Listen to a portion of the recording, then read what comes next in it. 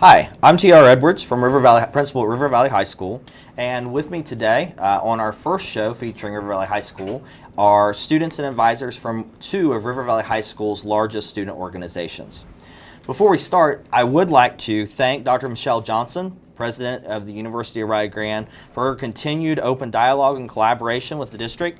Dr. Richard Sachs for his collaboration and support in increasing our in-house CCP options for River Valley High School students, and of course the staff here, Mike Thompson and Patrick Dingle, for their support in allowing us to start our own show. So starting out, I'd like to introduce the guest I have with me today. I have, first of all, Mr. Matthew Huck, and he's the advisor. He's a 19-year veteran of vocational agriculture teacher at River Valley High School. Jenna Burke, she is the current president of the River Valley High School FFA. And Kaylee Schultz, she is the current vice president of the River Valley High School FFA. So if you would, guys, go ahead and tell us a little bit about yourself. Mr. Huck? Like you said, Matthew Huck, and I've been teaching for 19 years. And got hired right out of college, and I've been there ever since. Jenna? My name is Jenna Burke. I'm a senior at River Valley High School. I'm the president of the FFA this year, and I've been in all 4 years of high school. Kaylee? My name's Kaylee Schultz, and I'm a senior at River Valley High School as well, and I'm the vice president for the FFA, and I've been involved in FFA for 4 years now as well. Good. Well, thanks for being with us here today. Kaylee, you have a big day tomorrow coming up with parliamentary procedure. Tell us about that experience, your experience with parliamentary procedure, and some of the other activities that the FFA does at the school. Well, tomorrow the advanced poly-prayer team is going to sub-districts, which is in Waterford, and we're going up there and competing. National parliamentary procedure is to learn how to run a proper meeting and to display that and compete against for it. We do a lot of other things like soils, which is urban and rural soils, and we judge the soil that's in the ground for the crops and the buildings and see if it's acceptable to plant or to dig on that soil. FFA gives many job opportunities, and one job opportunity that a former FFA member named Ben Ball has is getting his soil science degree, which he's now becoming a soil scientist. Another thing that we do annually is our banquet, and last year we celebrated 25 years, and every year we recognize the achievement and the success we have throughout the years for the members. That's pretty interesting. Now, you did mention in there with the soils competition, you said that there was rural soils and then the urban soils. So ag and FFA is not necessarily just a farming concept then? No. Okay. What is the difference between the rural and the urban? Rural is also called ag, and ag is more working with crops and planting crops on the soil, and then urban is more with building with the basements and the sewage systems. Okay, so it really does open up a lot of career opportunities and potential things for you to get into post graduation. Yes. Cool. Good. So Jenna, you said that you are the current president of the FFA, and you've been in an FFA for a while. So what are some of your favorite activities? Some of my favorite activities would be all of our community service activities. We do stuff all year round, and when we start school, we like to start school doing our fruit sales, and that gets our members out in the community, getting to talk with people, trying to sell our fruit. And people in the community really like to hear that we're selling fruit because they know from previous years that it's really good.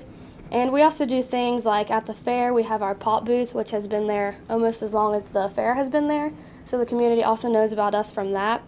We also like to get involved with the younger kids that are going to be our FFA members in a few years.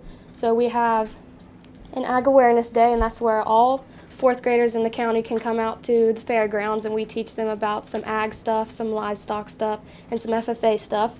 We also go to fall carnivals for the elementary students, and we get to talk with them. We get to scare them because we have a haunted hallway, and we get to help with their games and everything. And we also have a huge truck and tractor pull in the summer, and that gets a lot of the community out, not just during the school year, but we have this during the summer, that way we can see them. And this year we had a really great turnout. We ended at like midnight, 1 a.m. because we had so many people there. Wow. Well, that sounds like a lot of events that you guys put on and lead in the school. You mentioned Ag Awareness Day. So what all does that entail? Like, what kind of activities do you do with the younger students? Well, we bring them to the fairgrounds and they get to meet with some of our county's FFA members because other schools come and help us run that. They get to go around and we have some people in that bring their livestock and they get to learn about the different animals, which some of them already know about because they get to bring them to the fair through 4-H. Right. But they get to learn even more with their classmates. And they also get to learn about the farms that we have around Gallia County. Last year they got to learn about a bee farm and how to make cheese and stuff like that. Okay. So a lot of great activities that you guys are reaching down into those younger grades to try to raise awareness for agriculture. Yes. Good. Good. Well, Mr. Huck, it sounds like your organization is very active in both through competitions and community involvement. What other things are you proud of with your organization? Well, there's a lot of benefits to the FFA in school, getting to work with the kids, teaches students about agriculture in our area. It opens up career opportunities in agriculture, as they had mentioned earlier. There's a lot of success stories that way. In my opinion, one of the greatest things you can learn while you're in high school is learn how to public speak. You're going to use that the rest of your life, and we do emphasize that a great deal with the Parley Pro or public speaking contest. And pretty much all of the things we do in the FFA come back to public speaking a lot of times. We have a lot of community involvement, as they both already mentioned, getting out into the community and educating the community about agriculture, the FFA itself, and trying to reach those younger members in our county and our communities. Learn a lot of life skills through agriculture, where just simply where our food comes from. A lot of basis of that, and just supporting things like that through our community and our county. Have you seen a good response from the community whenever you go out into the schools and do these type of activities, or do you get a good response? Absolutely, we do. We get asked back for these different activities quite often. We've done some of these things several years. We do get a lot of community support with our FFA alumni. That's people come back from our community, come back and support the kids through several different things. Like I said, they're community members that are in support of agriculture and our youth in our school system in our county. Our alumni this past year gave out $1,800 in scholarships. I think that's the third or fourth year they've given out that amount of scholarships. Wow, So that's a big amount. Yeah, a lot of money coming back to the students from these community members that are in support of the FFA and our students. Where do they raise most of their money from for those scholarships? Well, the truck and tractor pull. The alumni puts the truck and tractor pull on. Like Jen had said, it is a huge event. We've been on about 7 years, and it grows each year. We're there most of the night, it feels like, and it's a lot of work, but it's a big event that brings in a lot of money for the alumni. So really, the proceeds from that event are going right back into to the students in the FFA program. Yeah, 100% of that money comes right back into the school system, the FFA. Through travel costs, we take a lot of trips with the FFA on contests and things like that. Helps with dinner costs to help absorb some of those costs from parents so that they don't have to fork over quite as much money and so forth on big trips that we go on throughout the year. Do you see many of your students, once they graduate and they leave the River Valley High School FFA program, do you see them come back and be a supporter of the ag programs? Absolutely. We host our Novice Parley Pro contest every year, and a former student of ours comes back and helps judge it every year. We have former members come back and help try to help the soil judging teams. That if they did well, they'll come back and want to help with the Parley Pro teams and this public speaking, different things like that. They come back to our banquet quite often. This last year, with the 25 year, we invited a lot of those kids back, well, adults now, I guess. But invited a lot of those back, and we had 30 or 40 former officers come back to our banquet this year, which is really neat to see, and let them see what we've done in the past since they've been gone. Sounds like a great community that's built within the FFA program. Good. It is, yes. The one thing I did want to ask you about, and since all three of you are here on the program today, about your competition, National Parliamentary Procedure Competition. Can you tell me a little bit about that and what you did there? Yeah, our team recently placed second in our state Parley Pro team last December, and so we got a chance to go to a national competition in Boston, Massachusetts, and we placed fourth. Wow, so that's fourth. Whenever you're saying in Massachusetts, that's fourth in the nation. Mm-hmm. Wow, that's a pretty incredible accomplishment for you guys. And both of you were on that national team? Yes. Oh, wow, that's very nice. Mr. Huck, anything else you would want to share with us about the FFA program or maybe some upcoming events? Well, talking about the Boston trip, it wasn't just for the FFA side of it. Of course, we went there to compete, but it gives the kids an opportunity to explore this whole big world we have outside of Gallia County, and I think a lot of people forget about that sometimes. That if it's not inside Gallia County, it doesn't exist. So they got to go over there. We did get to experience a lot of experiences there. We do compete tomorrow in our first level of the Advanced Parley Pro contest, which both of these are on that team still again.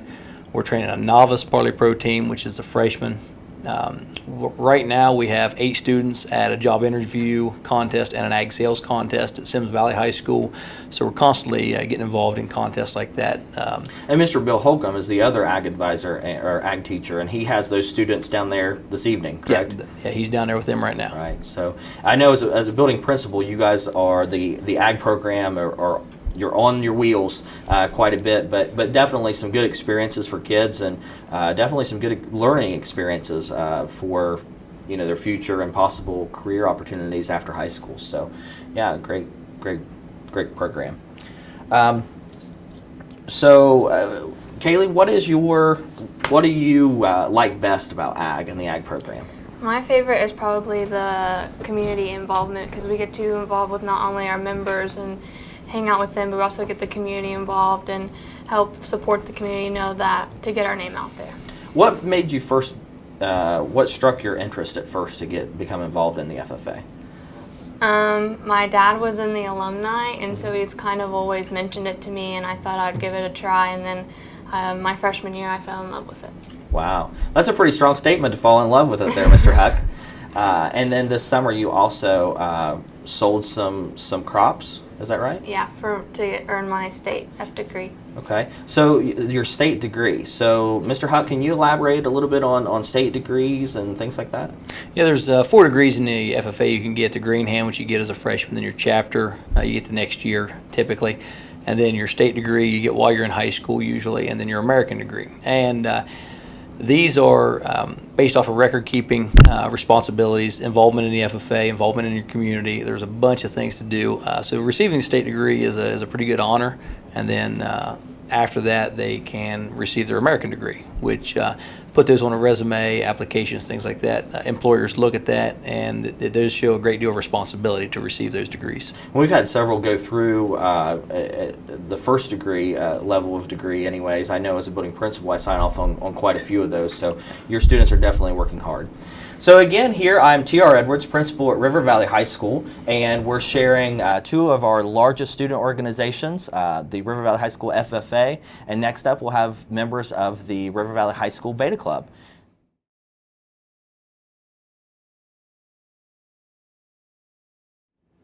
Hi, I'm River Valley High School Principal T.R. Edwards, back again doing our River Valley High School Spotlight, and we are sharing 2 organizations, or featuring 2 organizations, 2 of the largest organizations that we have on campus, the River Valley High School FFA and the River Valley High School Beta Club. So with us today, representing the River Valley High School Beta Club, first we have Mrs. Kaylee Schultz. She is the current president of the River Valley High School Beta Club. Jarrett McCarley, he is a state officer through the state of Ohio, the state Beta Club. And then we also have one of the 3 advisors for the River Valley High School Beta Club, Mrs. Amy Stanley, and she's also this year the state sponsor. So I'd like to welcome them and start out by letting them introduce herself and telling us a little bit about them. Hi, I'm Kaylee Schultz, and I am the president of the River Valley Beta Club this year, and I've been involved in Beta since I was in the 6th grade. I'm Jared McCarley. I am the state vice president and the club treasurer, and I've been in the Beta Club since my sophomore year. I'm Amy Stanley. I am the high school librarian at River Valley High School. This is my 22nd year of teaching. This is my 6th year at River Valley High School. I am one of the Beta sponsors there, and I'm also the state sponsor of Ohio for Beta Club. So, Mrs. Stanley, I know at River Valley High School, Beta is very busy, and in particular, very busy this year. Yes. You said that your role with River Valley High School was a state sponsor, or the one of the 3 sponsors for our club, but then also the state sponsor. Can you tell us a little bit about what your role as the club advisor and state sponsor is? The club advisor just manages the Beta Club at River Valley. We do a lot of service projects, which these kids will talk to you about. We compete in a lot of different competitions. We take a lot of trips as well as the FFA. We do a lot of fundraising because we have to have money to do those things. My kids are involved. I get phone calls, emails, texts every week. Can the Beta Club come help us do the Fall Festival? Can the Beta Club come help us do Field Day? So our kids do a lot, but we do have 158 active members in our high school's Beta Club. We are the largest Beta Club in the state of Ohio. Wow, that's a great accomplishment. It is. Now, you're talking about Beta Club, and you have all these members involved. What does it take to be a member of the Beta Club? To be a member of the River Valley High School Beta Club, you must have a 3.0 GPA cumulative at the high school level. There are 2 levels of Beta Club. There's the junior level, which is 4th grade to 8th grade, and then the senior level, which is 9 through 12. So you have to have a 3.0, and we also get teacher recommendations on an application the kids must apply, and then their membership is approved. Wow. So you have all of these members, and you mentioned a little bit about community service earlier, but what all does Beta Club entail? What all does it take to be a member, or to define a person as a member of the Beta Club? The Beta Club was founded in 1934 by John W. Harris. He wanted to focus on the four pillars of Beta, which are character, leadership, achievement, and service. So we focus on those 4 areas to just help kids improve themselves, encourage them to serve others. The Beta Club motto is "Let us lead by serving others."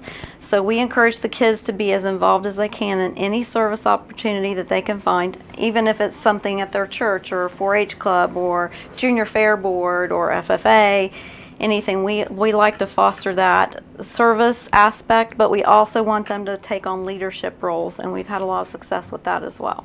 Great. Sounds like great things are happening at the River Valley High School Beta Absolutely. Club.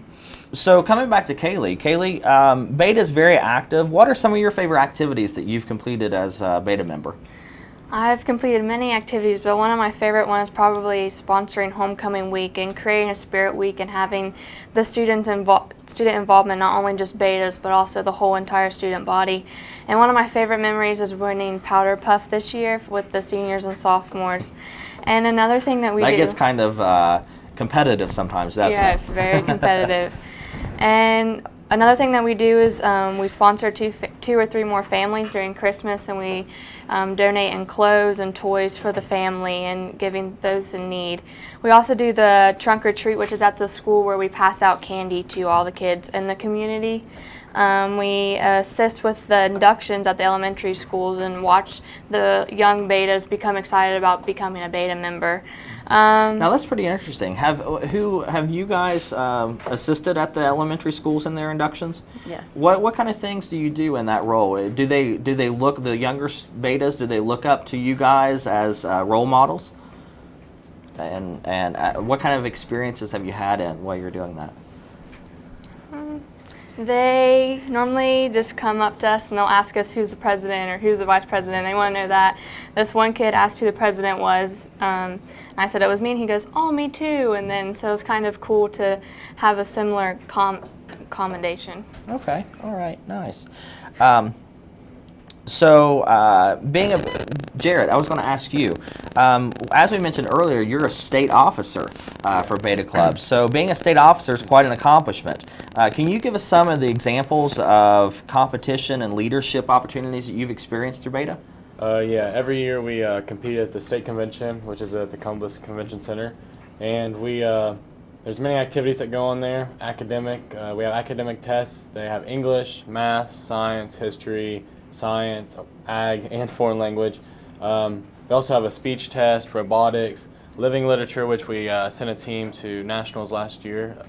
They have a group talent, and we also have a lot of art shows there. Sophie Branham qualified for nationals last year, and she got first place for Fiber Arts and overall best show. And where was that national competition It was at? in Orlando. Orlando, Florida. Wow. So you were able to take, Mrs. Stanley, you were able to take multiple students to Orlando this past summer. Yes, we took about 40 betas to Orlando, and we had about a dozen compete individually.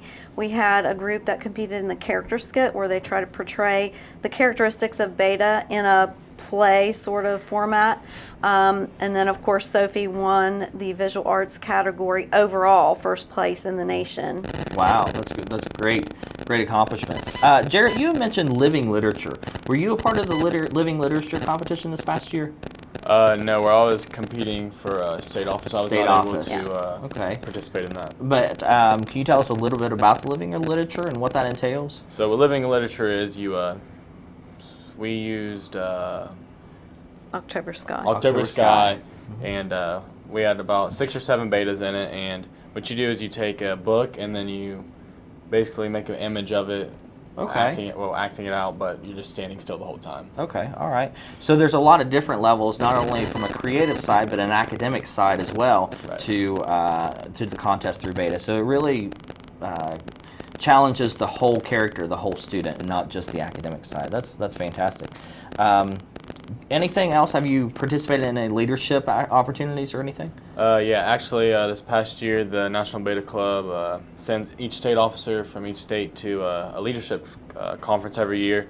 And this past year, it happened to be in Washington, D.C., and that was a very good week of my life. You know, they taught us leadership skills, and we got to visit the nation's capital and meet with our senator, and it was a really good time and good experience. So what's something fun that you did while you were there? My favorite part was probably when we went into a maze where you had to figure out how to get out. Oh, okay, all right. And then I think that also there's some, I know Mrs. Stanley, you took a group of students to an event just recently where their critical thinking was part of Yes. what they had to do. Yes, Beta Club is really focusing on the 4 C's of critical thinking: collaboration, communication, creativity, and communication. And so they have regional leadership summits, and we took 7 betas to Pigeon Forge, and they were able to compete in 2 challenges: rapid response and lead outside the box. They had to use those critical thinking skills to complete these challenges. And even though it was our first time, we did qualify with rapid response to compete at the national level. So we've already qualified without even going to state convention. We've already qualified to compete at nationals. We also had a student that they are doing now this year is new, the national leadership representative. You have to do an interview, and Ian Eblin, who is a junior, was selected from the group after his interview process to be one of the national leadership representatives. He will be able to compete at nationals as well to be one of the top 3 national leadership representatives, which will open up a lot of doors for him next year. Wow, so you're saying that some of the River Valley students are already qualified for national competition. Yes. Wow, that's great. Were you 2 able to go to the national convention last year? Yes. Yes? No. No, weren't able to. Well, hopefully we'll be able to take advantage of that this year. So again, the Beta Club, it focuses on achievement, character, leadership, and service. So any final thoughts, Kaylee, you want to mention about Beta Club, or things that you're looking forward to later on this year? I'm looking forward to state convention to see all the other betas and get to communicate with them and get to compete and get to really showcase what River Valley has. Great, great. And I know, Jarrett, competition is part of what you like too. So anything that you're looking forward to in state convention this year? Yeah, where I'm a state vice president, I get to run a session at state convention, which will be really fun. And some of the state officers from other states that I met in Washington, D.C. will be able to attend, and that'd be cool to meet up with them and hang out with them while they get there. And you probably made some lifelong friendships through that opportunity. That's fantastic. That's good. Mrs. Stanley, as state sponsor, anything that you're looking forward to? Well, it's going to be very busy for me, but it's okay. The Beta Club, National Beta Club, gives us lots of support, so it'll be a lot of paperwork, a lot of organization, a lot of help from my officers, and we'll get it done. But I always enjoy going to convention. I like to watch the kids compete. River Valley always does well, and I'm anticipating another good year. Fantastic. I guess from the three of you, if there's a young beta person out there watching, what is one thing that you would encourage them or tell them why they should be part of the National Beta Club? I'd say to get into the Beta Club because, well, one, we get to do a lot of extracurricular activities that just happen to let us get out of school a lot. And, you also get to go to state convention and meet a lot of people from other schools, which is really a great time.